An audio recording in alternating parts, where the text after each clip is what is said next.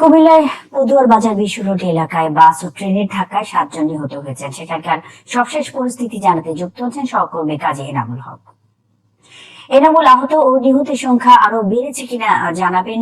ঠিক কি কারণে ঘটলো এই দুর্ঘটনা, এ ব্যাপারে কিছু জানতে পেরেছেন?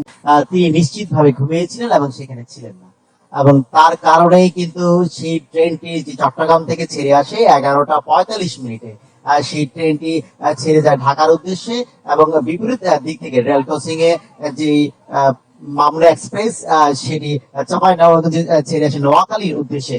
সেই বাসটি যখন রেল ক্রসিং পার হচ্ছিল তখনই কিন্তু ট্রেনটি সজোরে বাসের মাঝখান দিয়ে ট্রেনটি বাসটিকে নিয়ে প্রায় 1 কিলোমিটার দূরে সেই জায়গায় কুমিল্লার কচুয়া চৌমুহনী এলাকায় সেই বাসটিকে কিন্তু নিয়ে আসে, এবং সেখানে বাসের যাত্রী ছিল 36 থেকে 37 জন, এবং সেই জায়গায় ঘটনাস্থলে কিন্তু 7 জন মারা গেছেন এবং 4 জন আহত হয়েছেন, তা বলছেন কুমিল্লা ফায়ার সার্ভিসের উপসহকারী পরিচালক ইদ্রিস মিয়া। তবে কুমিল্লা মেডিকেল কলেজ বলছেন যে এখন পর্যন্ত 12 জনের মৃতদেহ পাওয়া গেছে, এবং তার মধ্যে 4 জন আহত এখনো ভর্তি আছেন। 18 জনকে সেই কুমিল্লা মেডিকেল কলেজ প্রাথমিক চিকিৎসা দিয়েছে। তবে স্থানীয়রা কিন্তু বলছেন যে 2টা 50 মিনিটে, আর এটার পর থেকে 2টা 50 ট্রেনটি সেই জায়গা, ট্রেনের যাত্রীরা আমাদেরকে জানিয়েছেন যে যখন ঢাকা চট্টগ্রাম মহাসড়কে পদুয়ার বাজার এলাকায় যে বাসটি যখন আসে সেই জায়গায় সেই রেল ক্রসিং এর এলাকায় তখন ট্রেনটি যাচ্ছিল ঢাকার উদ্দেশ্যে, তখনই কিন্তু বাসটিকে ট্রেনটি নিয়ে একদম ট্রেনের রাস্তার মধ্যে 1 কিলোমিটার দূরে কুমিল্লার উত্তর কচুয়া চৌমুহনী এলাকায় কিন্তু সেই বাসটি নিয়ে আসে মামুন স্পেশাল যে যাত্রীবাহী বাসটি। এখন পর্যন্ত নিহতের সংখ্যা 12 জন।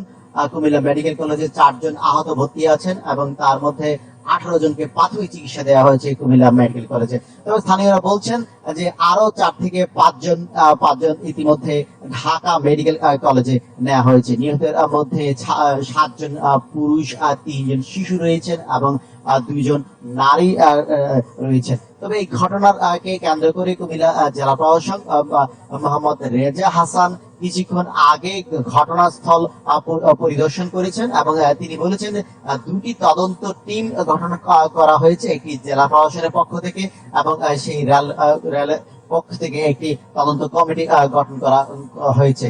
এই যে তদন্ত কমিটি কিন্তু পরবর্তী সময়ে ঘটনার কারণ কি সেটি কিন্তু জানান দিবে। তবে আমরা যতটুকু প্রাথমিকভাবে ফায়ার সার্ভিস কিন্তু বলছেন যে এই রেল ক্রসিং